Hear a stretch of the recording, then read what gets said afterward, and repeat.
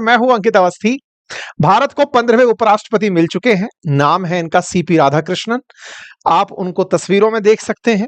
आपने जगदीप धनखड़ जी की जगह ली है। जब से जगदीप धनखड़ जी ने स्वास्थ्य कारणों से अपने पद से इस्तीफा दिया, उसके बाद से ही लगातार कयास लगाए जा रहे थे कि उपराष्ट्रपति के चुनाव में बीजेपी यानी एनडीए अपनी तरफ से किसे उम्मीदवार बनाएगी और कौन देश के लिए नए उपराष्ट्रपति का पदभार संभालेंगे।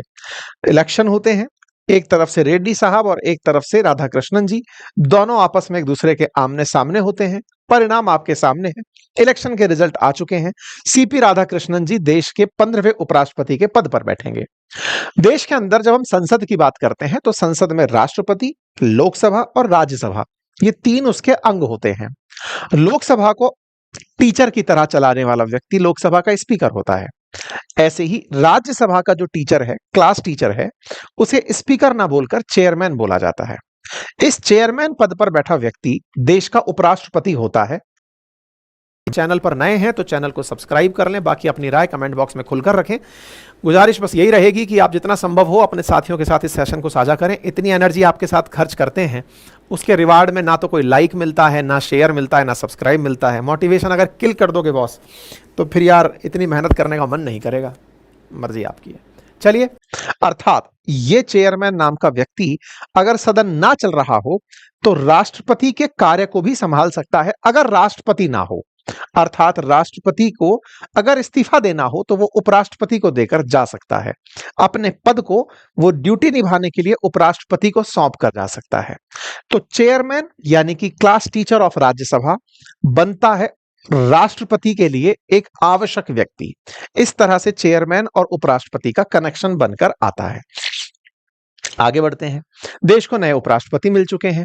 उपराष्ट्रपति बनने के बाद में इनकी प्रक्रिया की ये कैसे बनकर आए। नंबर दूसरा, इस प्रक्रिया में किसने किसको कितने वोट दिए, कौन कौन इस वोट में शामिल होता है और इस वोट के मायने असल में क्या होते हैं, सारी बातें आपको हम आज के सेशन में डिस्कस करने वाले हैं। एनडीए उम्मीदवार सीपी राधाकृष्णन उपराष्ट्रपति का चुनाव जीत गए हैं। राधाकृष्णन जी को कुल 452 वोट मिले। बड़ा सवाल है, इतने बड़े देश में 452 ही वोट। इतने बड़े देश में हमने तो वोट दिए ही नहीं, हमारी जगह कौन वोट दे दिया। 452 वोट से कौन भला जीतता है। वहीं दूसरी तरफ सुदर्शन रेड्डी साहब को 300 वोट मिले। तो पहला प्रश्न तो यही है कि आपने और हमने तो वोट दिया ही नहीं, तो हमारे देश को उपराष्ट्रपति कैसे मिल गया। तो ऐसे सभी पद जिसमें आप वोट ना देते हो और आपके द्वारा इलेक्टेड रिप्रेजेंटेटिव्स वोट देते हो, ऐसे इलेक्शंस को इनडायरेक्ट इलेक्शन कहा जाता है। हमारे देश का उपराष्ट्रपति हो या राष्ट्रपति, हमारे द्वारा चुने गए प्रतिनिधियों द्वारा चुना जाता है, अर्थात हमने इनडायरेक्टली जिन्हें निर्वाचित किया होता है। ये प्रोसेस इनडायरेक्ट इलेक्शन का होता है। इस इनडायरेक्ट इलेक्शंस के अंदर जो वोट थे उनमें से विजेता को 452 वोट मिले और जो अपोजिशन में था उन्हें 300 वोट मिले। राधाकृष्णन ने 152 वोटों के अंतर से वोट जीत दर्ज की। अब बड़ा सवाल है, वोट देते कौन है। तो आपको प्रधानमंत्री वोट देते हुए दिखाई दे रहे हैं, रक्षा मंत्री दिखाई दे रहे हैं, लीडर ऑफ अपोजिशन दिखाई दे रहे हैं, कांग्रेस पार्टी अध्यक्ष दिखाई दे रहे हैं, सोनिया गांधी जी दिखाई दे रही हैं। तमाम वो लीडर्स जिन्हें आप पहचानते हैं वो आपको वोट देते हुए दिखाई दे रहे हैं। अखिलेश जी वोट देते हुए दिखाई दे रहे हैं। इसका मतलब वोट देने के लिए सदन के जो भी परिचित चेहरे हैं, क्या वही वोट देने आते हैं? जी नहीं। सदन में दो सदन हैं, लोकसभा और राज्यसभा, उच्च सदन और निम्न सदन। इन दोनों सदन के अंदर बैठे हुए जो हमारे सांसद हैं, ये वोट देने आते हैं। वोट देने आने की नौबत क्यों आई? क्योंकि जगदीप धनखड़ जी ने स्वास्थ्य कारणों को बताते हुए अपने पद से इस्तीफा जुलाई 21 को दे दिया था। अपने पद से इस्तीफा दिया तो ये पद पर किसी ना किसी को बैठना था। इसके लिए इलेक्शन डिसाइड होने थे। आपने जब इस्तीफा दिया तो नए राष्ट्रपति के लिए उम्मीदवार ढूंढने का कार्यक्रम शुरू हुआ। तमाम प्रयास हुए। चूंकि सत्तारूढ़ गठबंधन में एनडीए बहुमत में है, तो ऐसा माना जाता है जिसके पास बहुमत है उसका ही उम्मीदवार राष्ट्रपति उपराष्ट्रपति बनता है। ऐसे में उपराष्ट्रपति पद के लिए सीपी राधाकृष्णन जी का नाम 17 अगस्त को बीजेपी द्वारा फाइनल किया गया। कहा गया कि हम इन्हें, सीपी राधाकृष्णन जी उस समय महाराष्ट्र में राज्यपाल की भूमिका निभा रहे थे। दूसरी तरफ कांग्रेस की तरफ से 19 अगस्त को बी सुदर्शन रेड्डी जी, जो कि पूर्व जज रह चुके हैं, सुप्रीम कोर्ट के अंदर जस्टिस रह चुके हैं, उन्हें अपना उम्मीदवार डिक्लेयर किया गया। तो अपोजिशन ने सुदर्शन रेड्डी जी को उम्मीदवार घोषित किया और सीपी राधाकृष्णन जी जो हैं, इन्हें एनडीए ने अपना उम्मीदवार घोषित किया। आपके दिमाग में प्रश्न आएगा कि साहब, जब पता है कि आपके पास में इतने सांसद हैं, इतने लोग वोट देने के लिए उपलब्ध हैं, तो फिर आफ्टर ऑल चुनाव में उतारने की जरूरत ही क्या थी अपोजिशन को अपनी तरफ से किसी व्यक्ति को? जब आपको पता है कि सत्ता पक्ष के पास बहुमत है तो फिर तो वो वोट चुनाव जिता ले जाएंगे। जी नहीं, आप अपनी तरफ से उम्मीदवार उतार के, भले ही आपको पता है कि ये उम्मीदवार वोट की गणना में पिछड़ रहा है, फिर भी आप इसलिए उतारते हैं ताकि आप देश को बता सकें कि हमारा उम्मीदवार ये था, आपने हमें नंबर नहीं दिए, अदरवाइज ये व्यक्ति जो हमने सोचा था ये देश का उपराष्ट्रपति होता। अपोजिशन अपने द्वारा इस काम को बिल्कुल वैसे ही करती है जैसे शैडो गवर्नमेंट की तरह की जाती हो, कि अगर हमारे पास नंबर होता तो हमारा उपराष्ट्रपति ये होता। अब चलिए देखते हैं दोनों ने किन किन को सेलेक्ट किया।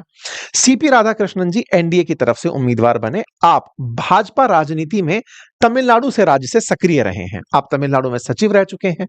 इसके बाद आप आरएसएस के अंदर कार्यकर्ता रह चुके हैं, आरएसएस में आपका लंबा अनुभव रहा है, शुरुआती कार्यक्रम आरएसएस में रहे हैं। वर्तमान में आप महाराष्ट्र के राज्यपाल थे, इससे पहले आप झारखंड के अंदर भी राज्यपाल रह चुके हैं।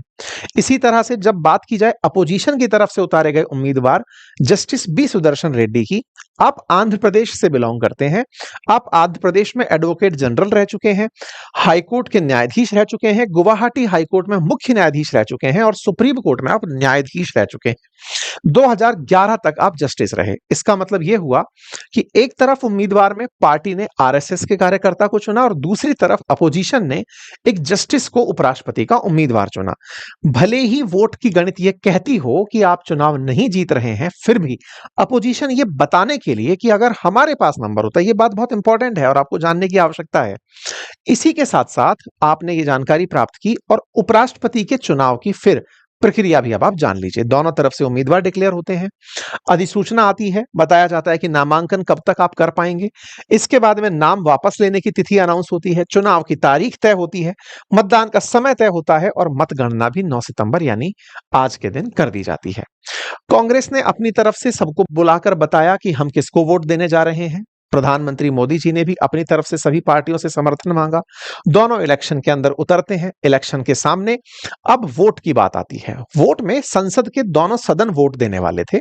दोनों सदन में लोकसभा में 542 सांसद हैं, फिलहाल एक सीट खाली है, और राज्यसभा में 239 सांसद हैं, 6 सीट फिलहाल यहां खाली चल रही हैं। 239 और 542 कुल मिलाकर यह संख्या बनती है 781। कुल सांसदों की जो संख्या 781 है, इसका बहुमत 50% से एक अधिक 391 सांसद हैं। 391 सांसद उपराष्ट्रपति बनने के लिए आवश्यक थे। राजनीतिक गठबंधनों की अगर स्थिति को देखा जाए तो बीजेपी वाला जो गठबंधन है, दैट इज एनडीए, उनके पास 422 पहले से ही संख्या बैठ रही थी। यानी इलेक्शन में खड़े होने से पहले ही लोकसभा और राज्यसभा की कुल संख्या को जोड़ दिया जाए जो एनडीए और एनडीए के सहयोगी गठबंधन बीजेपी और बीजेपी के सहयोगी दलों की है, तो वो 422 नंबर बैठती है। वहीं इंडिया गठबंधन के पास यह नंबर 319 सांसद का बैठता था। ऐसे में 422 और 319 के साथ वोट की तैयारियां शुरू होती हैं। बात की जाए यहां पर सत्ता पक्ष के साथ कौन से दल शामिल हैं, तो इनकी पूरी फहरिस्त है, संभवतः आप इन्हें जानते हो। इलेक्शन होता है, इलेक्शन के लिए वोट देने जो लोग आते हैं उनमें से कुछ कम लोग ही वोट देने पहुंचते हैं।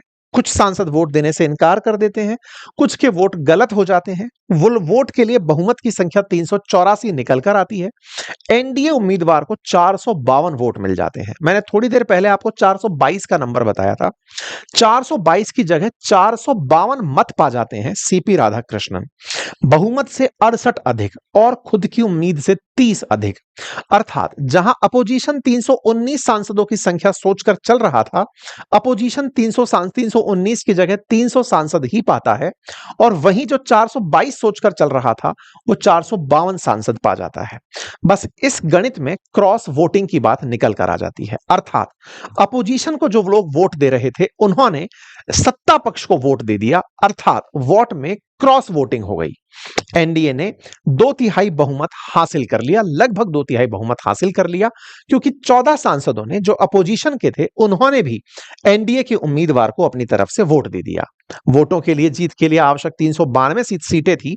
782 सांसदों को मतदान देने का अधिकार था, लेकिन 15 सांसदों के वोट अमान्य रह गए, अर्थात सही वोट नहीं थे। ऐसे में 467 सांसद ही वोट दे पाए।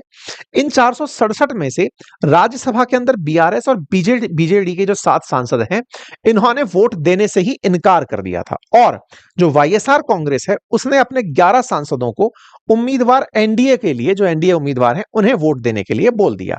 अर्थात एक तरीके से जो एनडीए के पास में नंबर बढ़ा, उसके पीछे का बड़ा रीजन क्रॉस वोटिंग तो था ही था, प्लस वाईएसआर कांग्रेस के 11 सांसदों का भी उन्हें समर्थन देना था। वहीं 15 सांसदों का वोट गलत हो जाना, यह अपने आप में दोनों के लिए क्षति हुआ। कुल मिलाकर के एनडीए वर्सेस इंडिया गठबंधन में एनडीए बहुमत के पास पहुंचा। विपक्षी दलों में से 14 वोट एनडीए के पास चले जाना सरकार अपनी बड़ी कामयाबी में गिना रही है। साथ ही साथ 15 वोट अमान्य हुए, तो ऐसे में विपक्ष को मिलने से विपक्ष को कुल मिलाकर इस तरह के वोटों से घाटा हुआ। एनडीए की कुल सदस्य संख्या 427 होनी थी, लेकिन 11 कांग्रेस के, जो मतलब वाईएसआर कांग्रेस के सांसद मिले, 14 अतिरिक्त क्रॉस वोटिंग से मिले। इस वजह से यह नंबर 452 तक पहुंच गया। रिजल्ट डिक्लेयर होता है, पीसी मोदी जो सेक्रेटरी जनरल है राज्यसभा के, वो इसका रिजल्ट डिक्लेयर करते हैं, बताते हैं कि सीपी राधाकृष्णन 452 सीट पर, यानी 452 सांसदों का वोट पाकर के विजेता घोषित हुए। 300 फर्स्ट प्रेफरेंस वोट। अब ये फर्स्ट प्रेफरेंस की वोट क्या है? असल में अगर 2 ही उम्मीदवार उतरे हैं तो स्वाभाविक सी बात है 2 को ही वोट डालना है, लेकिन अगर 2 से ज्यादा उतर जाते तो ऐसे में आपको नंबर लिखना पड़ता है कि मेरी फर्स्ट प्रेफरेंस ये, सेकंड प्रेफरेंस ये, थर्ड प्रेफरेंस ये। तो यहां पर प्रेफरेंसेस काउंट होती हैं, फिर जाकर के उपराष्ट्रपति बनकर आता है। वोट अवैध कब होते हैं? कुछ का मानना है कि कई बार सांसद खुद जानबूझकर अवैध कर देते हैं, वोट बिगाड़ देते हैं ताकि उनके वोट से कोई रिजल्ट प्रभावित ना हो। और कई बार वोट में प्रेफरेंसेस लिखने में गलती कर देते हैं, एक साथ 2 प्रेफरेंसेस को 1-1 लिख दिया, सादा समझदार होते हुए कि इसको भी 1 दे देते हैं, इसको भी 1 दे देते हैं। तो प्रेफरेंसेस में आप 1 2 3 लिखना भूल गए तो भी बिगड़ जाते हैं। ऐसा पहली बार नहीं है, 1997 में तो 46 वोट ऐसे थे जो अवैध डिक्लेयर कर दिए गए थे। खैर, परिणाम स्वरूप भारत को उपराष्ट्रपति मिल जाते हैं। राष्ट्रपति द्वारा उन्हें शुभकामनाएं दी जाती हैं, प्रधानमंत्री द्वारा कांग्रेचुलेट कर दिया जाता है। देश के प्रमुख नेता, अपोजिशन, सत्ता पक्ष सभी के द्वारा नए उपराष्ट्रपति को अपनी तरफ से बधाइयां प्रेषित कर दी जाती हैं। और तो और जो पूर्व उपराष्ट्रपति हैं, उनके द्वारा भी इन्हें अपनी तरफ से शुभकामनाएं प्रेषित कर दी जाती हैं। कांग्रेस ने भी अपनी तरफ से, जयराम रमेश जी ने इस बात पर जताई कि पिछली बार जब उपराष्ट्रपति का चुनाव था तो अपोजिशन के पास 26% वोट शेयर था, इस बार 40% वोट शेयर है, तो अपोजिशन अब धीरे धीरे मजबूत हो रहा है, ऐसा उनका मानना था। कुल मिलाकर देश को एक नया उपराष्ट्रपति मिल गया है, और उपराष्ट्रपति मिलने से भविष्य के अंदर जो भी हमारी संसदीय गतिविधियां हैं वो बहुत अच्छे से चलती रहेंगी। अब बड़ा सवाल आता है, सीपी राधाकृष्णन जी को ही बीजेपी ने अपना उम्मीदवार क्यों बनाया? इसके पीछे का रीजन निकलता है कि एक तो इनका नाम किसी भी विवादों से जुड़ा हुआ नहीं रहा, नंबर दूसरा, धनखड़ साहब को जब उपराष्ट्रपति उम्मीदवार बनाया गया था तब राजस्थान और हरियाणा के चुनावों में जाट और किसान नेता की छवि को चमकाना सबसे बड़ा प्रयास था, लेकिन इसका कोई खासा फर्क बीजेपी को नहीं मिला। जगदीप धनखड़ जी के होते हुए भी बीजेपी लोकसभा में उन 6 सीटों को हार गई राजस्थान में जहां जाटों की बहुतायत थी। ऐसे में इनके होने से कोई बीजेपी को फायदा नहीं हो रहा था, लेकिन भाजपा दक्षिण भारत में अपना पैर पसारना चाहती है। ऐसे में सीपी राधाकृष्णन जी को बीजेपी इस तरीके से कि हमने तमिलनाडु में सक्रिय राजनीति में रहे व्यक्ति को इस पद तक पहुंचाया, बीजेपी का बहुत बड़ा फुटप्रिंट नहीं है तमिलनाडु में, उसके बावजूद भी एक व्यक्ति वहां से निकलकर देश का उपराष्ट्रपति बनता है, इससे एक पॉजिटिव सेंटिमेंट भाजपा पैदा करने का तमिलनाडु में प्रयास कर सकती है। ये यहां पर राजनीतिक मायने निकाले जा रहे हैं। खैर, देश को कुल मिलाकर के उपराष्ट्रपति मिलता है और आने वाले समय में वो राज्यसभा की अध्यक्षता करते हुए दिखाई देंगे और देश के अंदर निश्चित ही बिलों को सही तरीके से आगे पहुंचाने का कार्य करेंगे। बाकी आप लोग इस विषय पर क्या सोचते हैं, अपनी राय जरूर कमेंट बॉक्स में रखिएगा। आपसे एक छोटा सा क्वेश्चन पूछ लिया जा रहा है, अगर जवाब जानते हो तो कमेंट बॉक्स में बताइए कि उपराष्ट्रपति के लिए क्या संविधान में कोई आर्टिकल मेंशन है? अगर हाँ, तो बताइए वो कौन सा आर्टिकल है जिसके तहत उपराष्ट्रपति संवैधानिक पद कहलाता है। विकल्प आपके सामने 4 हैं, जवाब इसका कमेंट बॉक्स में दीजिए और थैंक यू सो मच।